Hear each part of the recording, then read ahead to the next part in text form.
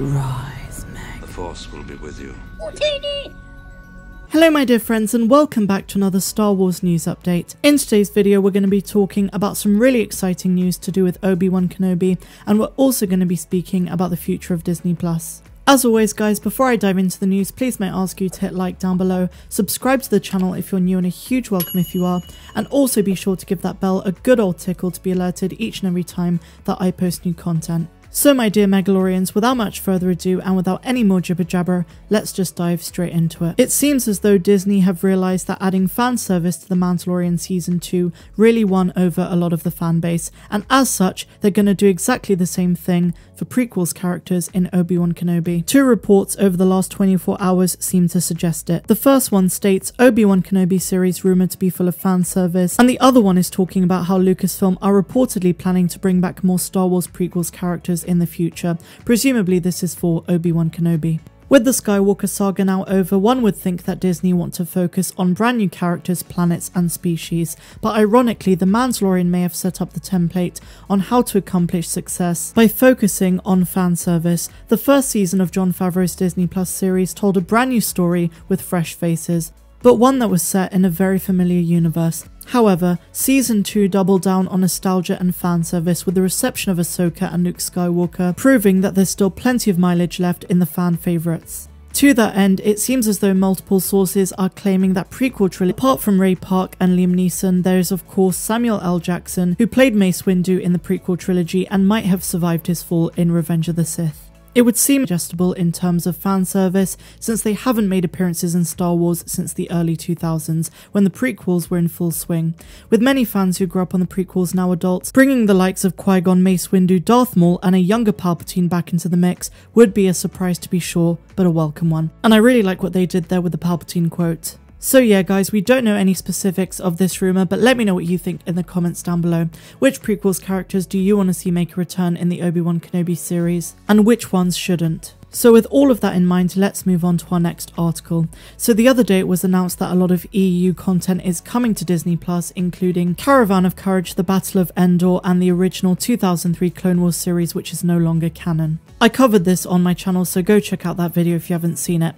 But this is an article which talks about one of those films, The Battle for Endor, which is weirdly a dark Star Wars movie. The CBR article states the 1985 TV movie Ewoks The Battle for Endor is surprisingly morbid, a dark fantasy take on Star Wars. With the release of Return of the Jedi in 1983, audiences the world over were introduced to the Ewoks. When the movie The Battle for Endor dropped as a sequel to Caravan of Courage, it likely came as a surprise to a lot of viewers when they found out that the film included a parental advisory screen explaining that the film could be distressing to younger viewers. Even with that warning, viewers may not have been prepared to see 3 of the 4 members of the family of Towani being murdered in the opening scene.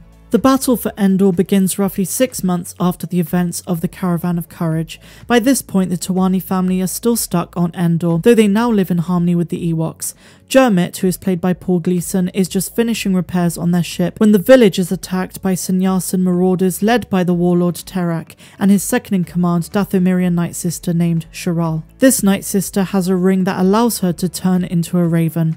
The marauders burn the Ewok village to the ground and take most of its inhabitants captive. Just 6 minutes into the film, both Mace and Katarine, the latter of whom was already mortally wounded, meet a fiery demise when the hut that they take shelter in is blown up. Jermit survives a little longer but is gunned down by the 10-minute mark, leaving Sindel as the sole survivor.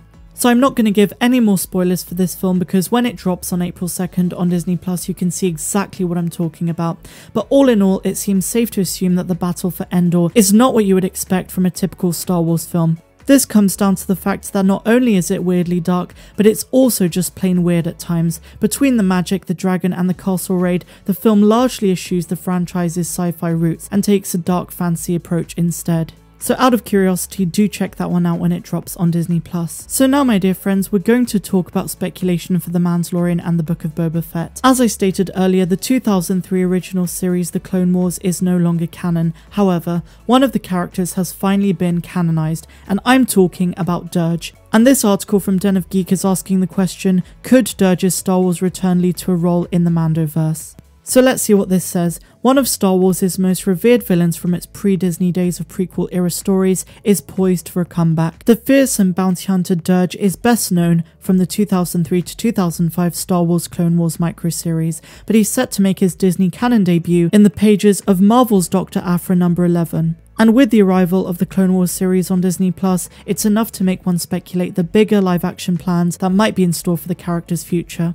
Dirge's canon debut in Dr. Aphra is rife with unknown variables, including whether this version of the character even fought in the Clone Wars, but that is not to say that the crucial elements of his classic backstory won't still make themselves manifest in some way. He still has to be a bounty hunter, he still has to be a freaky regenerative alien hermit crab, and he most definitely still hates Mandalorians. Therein lies the potential crucial link for Dirge in the Disney live-action world, which of course is absolutely rife with Mandalorians. While the task of translating all of his weird abilities would be an arduous one, it could be an intriguing fodder for an on-screen battle, be it against Din Djarin or Boba Fett. A Dirge appearance in the Mandoverse would certainly represent a radical departure from the show's initial arc, which seemingly came to an end in Season 2. So I spoke about this yesterday, guys, so check out that video if you want to know more about the direction that Season 3 could take. On a separate note, Boba Fett's teased new status as the de facto king of the Outer Rim criminal underworld could also attract Dirge's attention, facilitating a similarly motivated conflict with Boba himself on the Book of Boba Fett. However,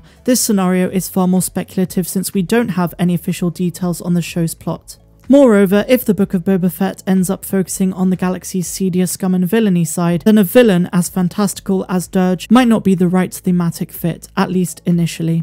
So there you go, guys. What do you think about the return of Dirge, and do you think he could fit into the Mandalorian universe as a potential villain for either Din Djarin or in the Book of Boba Fett for Boba himself? Let me know this and all of your thoughts in the comments down below for today's news update. I really hope you enjoyed it, and if you did, please be sure to give me a big fat thumbs up, subscribe to the channel if you're new, hit the bell, and also if you're feeling generous, please consider heading over to my Patreon, where for just $2 or $10 a month you can get exclusive access to content that's not found here on YouTube. I'm Star Wars Meg, wishing you all a phenomenal rest of the day, no matter where you dwell in the galaxy. Have a good one.